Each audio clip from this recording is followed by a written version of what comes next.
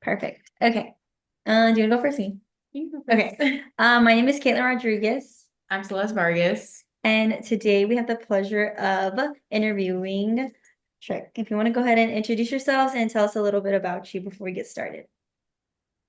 Thank you so much and nice meeting you. I'm excited meeting you again because I started from UIW. I'm graduating next month. I'm excited. So I'm Brother Patrick Tumwine, a Holy Cross brother from Uganda. And currently I'm here at the University of Portland in Oregon. I'm an instructor in Foundations of Leadership, focusing,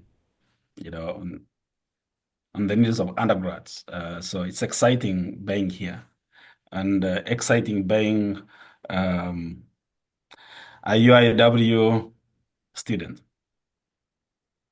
Perfect. Okay, so we're gonna ask you a few questions just to kind of get your perspective on things that we've kind of been learning about and working towards what we have been. So, let me see. I'm like, what question do you want?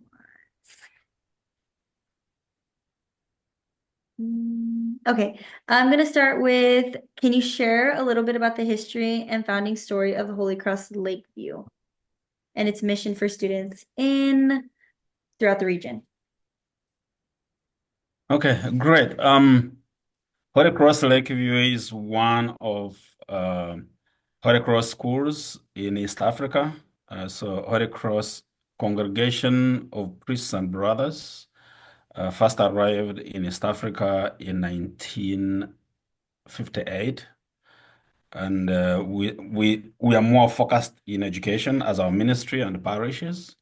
So Holy Cross Lakeview was among the first high schools that we started in 1993. So it has now been in existence for the last 31 years. We have both girls and boys as students. We started in 1993 with 55 students. Currently, we are almost reaching 2,000 students that we are serving. And it's both boarding and day, but we have like 0.1% of day scholars. The rest stay in school, stay with us. Okay, now do you feel that the history and kind of the Congregation of Holy Cross has an impact on the education that the students receive? Or do you feel like it's typically like any other school? Good question. Thank you. Our education is focused on training individuals as in a holistic way. We focus more on mind, body, and soul. We don't empower the mind at the expense of the heart because we know that the people we are preparing are supposed to be good leaders in the future. They're supposed to be good citizens. First of all, as Catholics and as a congregation, we prepare students for to be citizens for heaven. But before you become a citizen for heaven, you need to be a good citizen here on earth. So literally, we prepare them to be very good global citizens that would impact people across the globe. And with that, education for service is focused on helping them to know what are the needs of the people they work with, what are the needs of the fellow students, what are the needs of the community through community service engagement, and also crossing borders. Literally, since many of them come from homes that don't have financial capacity to cross borders internationally, we engage them in twinning, where they make friends across the globe, like here in Bangladesh, in Ghana, where we have schools, so that at least they know that they are not in this education alone as Holy Cross, and they share and care with and for others, and that's why we, as a Holy Cross congregation, focusing on our own education, the Ugandan education is more competitive and focuses on examination results rather than a holistic growth of a student. So we create it as a unique venture to empower students to appreciate who they are one-on-one, emotionally, to know who they are and to know that they are loved. And then in that way, then they take up responsibility in doing better in their examinations, in their classes, in discipline, in human growth. So that's why we appear unique as a congregation and Holy Cross as an entity. Do you wanna, I love that. Do you wanna ask your two questions or I'll finish it off with it? Yeah. Um, sorry.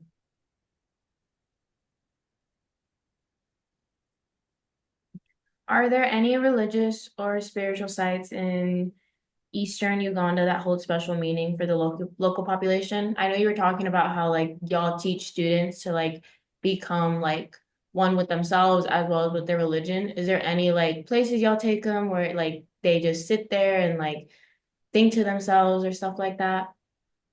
Good question.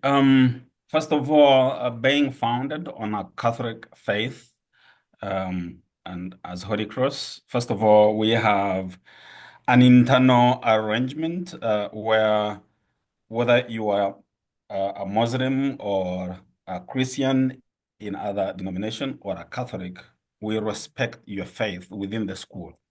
First of all, we have daily masses, Eucharistic celebration in schools, but also we work with the Diocese of Ginger, where the bishop visits our school for confirmation, but also allow the students to go to the diocese to celebrate with the community. But also, most importantly, the region where our school is located is blessed with the two of the 23 Uganda martyrs who were killed during Kawakamwanga. So I don't know if you are familiar with Uganda Martyrs Shrine in Namugongo. We celebrate Uganda Martyrs on 3rd of June, and it attracts so many people, of, globally. And among those that died for their faith, two of them, Gonzaga Gonza and Matia Murumba, come from Busoga. And Busoga is a kingdom. It has a local king who is actually not far away from our school. Last year, we were blessed with his visit to our school because we we help our students to appreciate the cultural background of each one of them and also learn from others because the language is different since our students come from more than 3 countries who are studying with us in Atoll Cross Lakeview. So helping them to interact with the kingdom, with the local people, they learn the language, they appreciate the food, the hospitality, and then increase their faith when they learn about the history of, having Uganda mothers, identifying with Uganda mothers within the region, and and we have our own Catholic parish in just next to Holy Cross Lakeview, and one of the small optional communities are named after these two Uganda mothers, Matia Murumba and Gonzaga Gonza. So it's a continuous. It's how can I call it? We transfer this history into the future generation through reminding them of the importance of these matters. And so that would be part of the religious places where they go for pilgrimage, and appreciate um, those who have gone before them and have fought for their faith.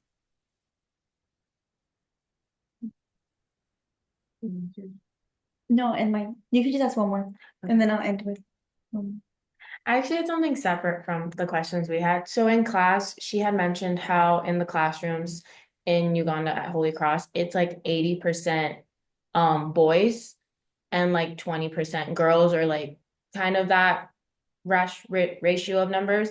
I was wondering how you mentioned like y'all try to make the students like be comfortable with themselves. Is it harder for girls to like be able to speak or like have a voice in the classrooms with like the fear of like being overpowered by the men? Good question.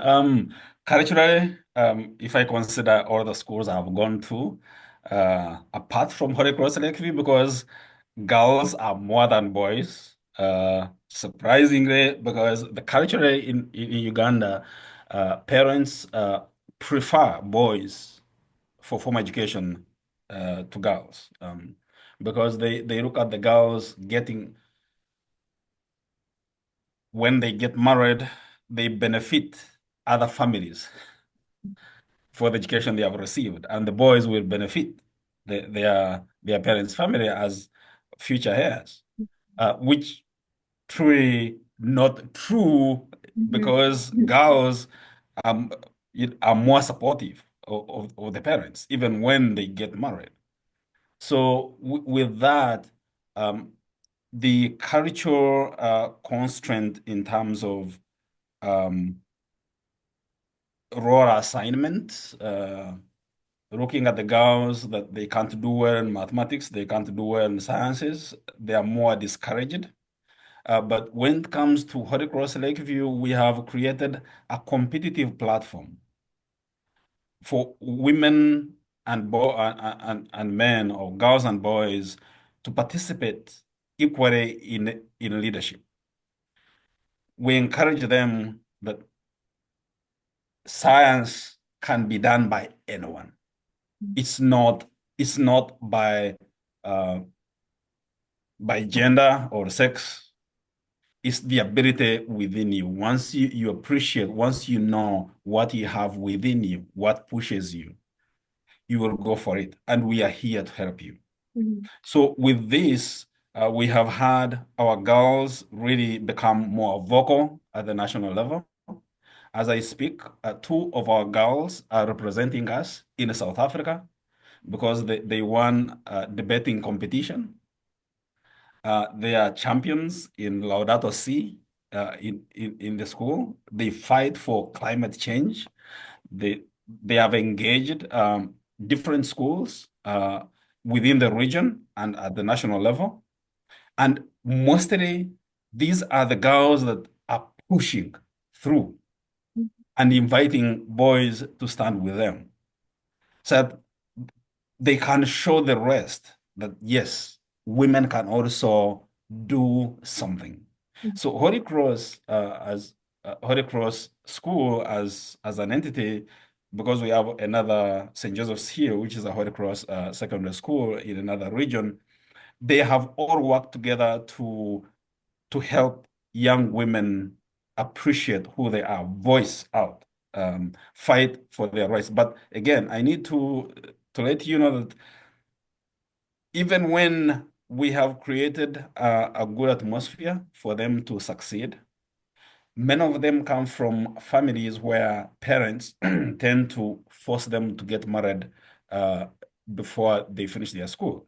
Mhm. And as a Holy Cross educators, we interact with the parents to remind them the essence of their daughters, to remind them the importance of their daughters getting education in our Holy Cross school. And we have created internal scholarships to help some of them sustain the education. So that if the parents complain that they don't have money to sponsor the girls, but they have money to sponsor boys, then we take up the challenge of sponsoring girls. Another challenge that they encounter, why many of them drop out of school, they lack menstrual products. Like many of them see the menstrual products uh, for the first time when they join high school because it is strict. You have at least to bring two or three packets that would sustain you throughout throughout the time. And with that, those who can't manage because they feel out of place because of changes in the body, and then they tend to drop out or even be deceived by young boys outside with money, and then they end up getting pregnant. A case in point is the group that I had, because as I told you from the start, Holy Cross Lakeview girls joined Young Women's Global Leadership Program at UIW when I joined as a mentor with the Young Women's Global Leadership Program, but also brought in another team from Kabaramaido in Eastern Uganda, 20 girls. And we worked with these two groups. Unfortunately, the group from Kabaramaido, before a year ended, out of 20, 16 had been forced into other marriages, dropped out of school, disappeared. And we remained with four. But also the four have also vanished. So we think they have also been kicked out of school, forced by their parents into other marriages because they don't consider education as important for the girl child. They consider how much they're going to get in bread price when the man pays their parents. So it's like selling them. It's like a product Mhm. rather than respecting them as human beings who have the voice and can help the country in different ways as women. So that's a challenge that young women in Uganda face, but not only in Uganda, but in East Africa, because I have served as director for Holy Cross Education in East Africa in 3 countries. I have moved in all these 3 countries. It's the same story. But for the parents who have gone to school, at least they know the importance of holding the hands of their sons and daughters. Only the parents who have not gone to school, many of them, they really don't see, unless the government forces them to send these kids to school, they will only support their sons and then prepare the girls to get married. Yeah. We've talked about that too in class, so it's Yeah. crazy to see like you say the same things and us like agree with it. Yeah. But to kind of finish on your end and our questions with you to kind of close up everything, we've had the privilege of being able to interview you, but some of our classmates had the privilege of interviewing the girls in Uganda. So for our last question, and just to kind of like tie everything together and end it before our interview will be first with you, giving everybody a background, and then our classmates interview with the girls will be after. So kind of to tie this up and to get there started when we put it all together. Um, Mm. I know what the quote "the mind will not be cultivated at the expense of the heart" means, but with what we're doing, how are we impacting the girls in Uganda, and how does that quote come to life with what we're doing for them? Good question. First of all, I'm glad that at the start you said you started from Holy Cross High School, Holy Cross of San Antonio. For 7 years. Yeah, in San Antonio, and it's wonderful that at least Holy Cross Education. We prepare our students not to remain citizens of the local place, but break the walls. Especially if I use the term breaking the ceiling. Uh, they're not tied up by the space, by the walls in the classroom. Um, so you coming in, interviewing them, hearing a different perspective, a different voice. Again, people from a different continent altogether. That helps them to look at the current um, status as creating more of a global village, small world, where they are able to see you through the computer that they had never used before they enter the school. Two, creating connections knowing that there are other people who care, we are not alone. Two, that their voice can be also be heard on a global platform. That empowers them to know that even when I'm alone in a village, suffering, raising a voice, there are other people that I don't see that are they are doing the same. There are other people who care about women and young girls. With that, knowing that they have shared their experiences, they have poured their passion, they feel that, yes, at least one drop in a lake is an additional to the water. Yeah.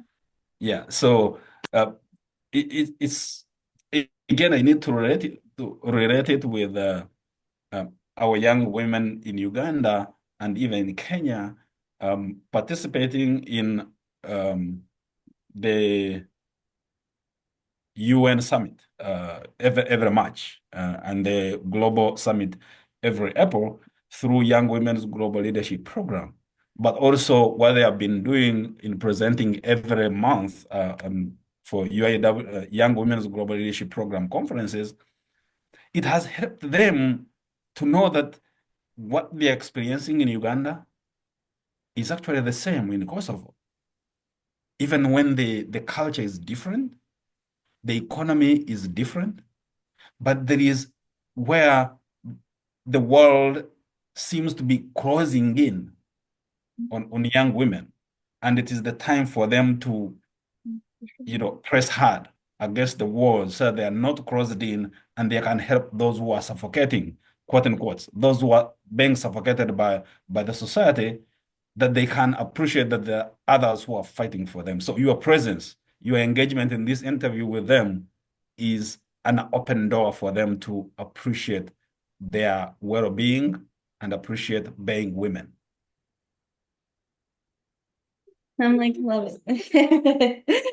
Well, first, I want to say thank you from both of us for meeting with us and for allowing us to ask you a few questions. Before we log off or end it, do you have any questions for us? I know the girls were supposed to ask us questions, but I know we were meeting with you to pick your brain and ask you a few questions. But is there anything that you have questions for us or anything at all before we end Yeah, our good question. I know that you are taking a course on women's and gender studies as a global initiative. What attracted you to engage in this conversation with young women across the globe? So first off, it came into our classroom. We took the class, I think kind of honestly, if I were to ask everybody in our class, like, what made you join this class? I don't think we all have one specific reason. I think we all kind of just joined the class. And then I think that the class impacted us in ways that we didn't know would impact us. I know things have happened in like the world and everything around us, and we've sat in class and all looked at each other and like have like said our story, like different things that have happened to us or different things that we believe or think, and it's like we're not alone. Like as women, I know we even have a few males in our class, and to see that like there are males like on our side or that women, we all experience the same things, we all go through the same things. Like it was enlightening to see as in a class. So when this came to us, I think we all didn't see it as one, an assignment, or two, as something we had to do or something we were forced to do, but rather like we as a class on the UIW campus all feel the same when there's like maybe what 10 or 15 of us in the class. We all feel the same and we're impacting each other. And to be able to just take an hour out of our day and impact people that are thousands of miles away from us, and that one conversation can truly maybe change their life or can just allow them to know that they aren't alone, like you said. Um, I think that's what has impacted us on like this whole, like being able to do this and be a part of it. I don't know if yours is different. No, it's pretty much the exact same. Like what she said, like being able to like walk into class and like we'll be talking about like what we've read and then we just like kind of tie it into our own personal lives. It's nice to like have an environment where it's other girls around you and they get like where you're coming from or they get like the situation you've been in. And then with hearing my classmates talk about like the meetings they had with the Uganda girls, it's nice to like hear like there's women all over or girls all over the world, you know, like empowered, wanting to achieve goals and stuff like that. I think there was one girl who said like she wanted to become An astronaut. an astronaut. And it was just like it was just so inspiring to hear that like these other girls do have like such big dreams and are just so empowered to continue pushing the limit. Yeah, I'm really happy hearing all of you talk about how the class, even when you registered for this class as one of the courses you would take, but also looking at how well can you understand the gender studies with women perspective, you discover that there was an open door for connection, identity, appreciation, understanding with and for. And I think your experience, the impact that you have gained, that you have received from this course, and also interacting with others, it's it's a new door altogether. In leadership, we look at it as being intentional, deliberate in taking a further step. And I believe that even when you have engaged in these conversations, there's something that will remain with you from the course, from the conversations, and the face-to-face interaction that you've had, that in future you feel like, yes, I think I need to continue being an advocate. Mhm. I need to shout, you Yeah. know, so they can hear me. I need to be on the top of the roof and shout more so that others can come. I really appreciate your passion, just listening to the experience you just shared. And, you know, you, our schools are open for visitation and interaction. So in case in the future you decide you want to do international service, uh, please think of Holy Cross Lakeview in Uganda, Yes. and Dr. Erica will gracefully, direct you where to go, and Dr. Diamigo. Again, thank you so very much for thinking of us and for thinking of me to interact with you. No, yes, Thank thank you so much for you. everything. We are so glad we got to meet with you. You were a bonus. And so it was Yes. really good to be able to get a different insight, not just from the girls, but being able to hear maybe some things that they didn't get to say, and then allowing us to speak with you as well. Mhm. Most welcome.